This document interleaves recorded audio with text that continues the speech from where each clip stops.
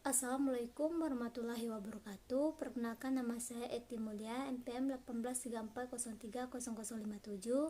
Baiklah, di sini saya akan menjelaskan mata kuliah tentang metode penelitian. Yang pertama saya akan menjelaskan bab 6 yang berjudul unsur-unsur desain penelitian.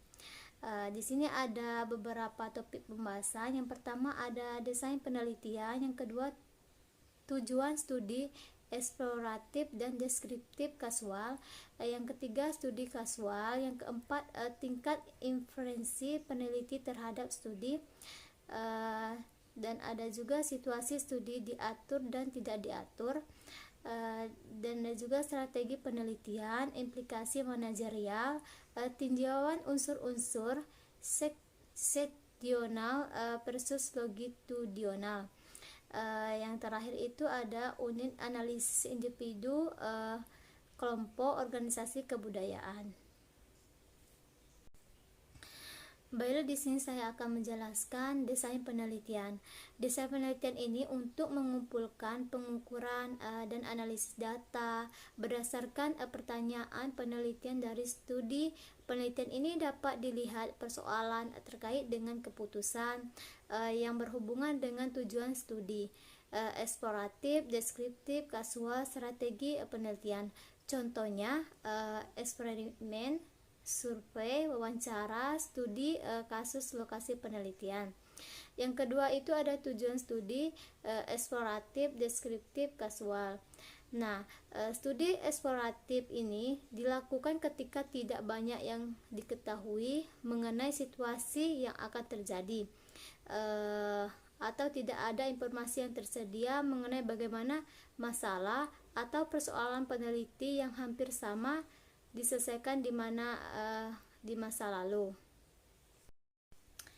Dan ada juga situasi diatur dan tidak diatur. Ini dapat dilakukan dalam lingkungan alami di mana pekerjaan berproses secara normal, yaitu dalam situasi tidak diatur. Dalam keadaan artificial diatur. Studi korelasi selalu dilakukan dalam situasi tidak diatur, sedangkan banyak studi kasual yang terkait dilaksanakan dalam situasi lab yang diatur. Nah, di sini ada dua studi juga, studi korelasi yang dilakukan dalam organisasi disebut studi lapangan. Yang kedua, eksperimen. Eksperimen lapangan dilakukan untuk menentukan hubungan sebab akibat yang melampaui kemungkinan. Nah, di sini ada strategi penelitian. Strategi penelitian ini disebut istilah pendekatan penelitian. Ada eksperimen biasanya berhubungan dengan peneliti deduktif dan pendekatan ilmiah atau hipotesis deduktif untuk penelitian. Dan ada juga penelitian survei.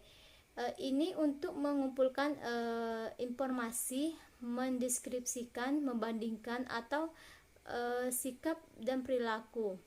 Dan ada juga observasi. Observasi ini berguna untuk mengumpulkan data pada tindakan perilaku. Observasi ini juga datang ke lingkungan alami dan apa yang mereka kerjakan.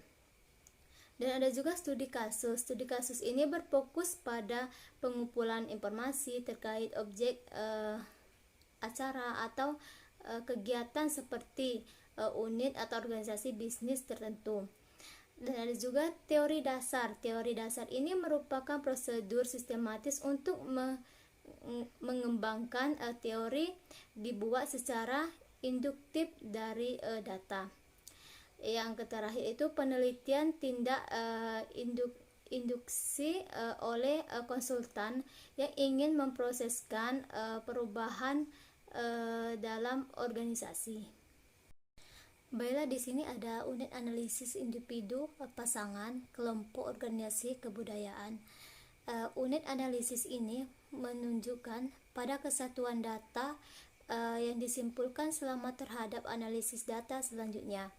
Unit analisis ini adalah individu kata akan melihat data yang disimpulkan dari setiap individu dan melakukan respon dari setiap karyawan sebagai sumber data individu. Tetapi jika rumusan masalah berkaitan dengan efektivitas tetapi kelompok, maka unit analisis akan berada pada tingkat kelompok. Dan ada juga horizon waktu, studi cross stadional versus longitudinal. Studi cross stadional ini dapat dilakukan dengan data yang hanya dikumpulkan mungkin selama periode hari, minggu atau bulan dalam rangka menjawab pertanyaan peneliti. Ada juga studi longitudinal.